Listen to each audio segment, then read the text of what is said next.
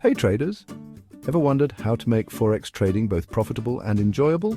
Stick around for our top 5 tips. Alright, let's dive right in. Tip number 1. Use demo accounts. Think of it as virtual money for real practice. This is your playground to test strategies without the risk. It's like a video game where you can only level up your skills. Next up, tip number 2. Follow the news.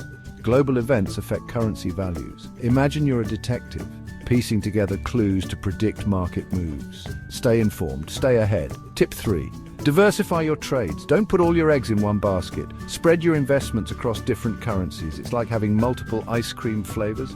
If one melts, you've still got more to enjoy. Tip 4. Set realistic goals.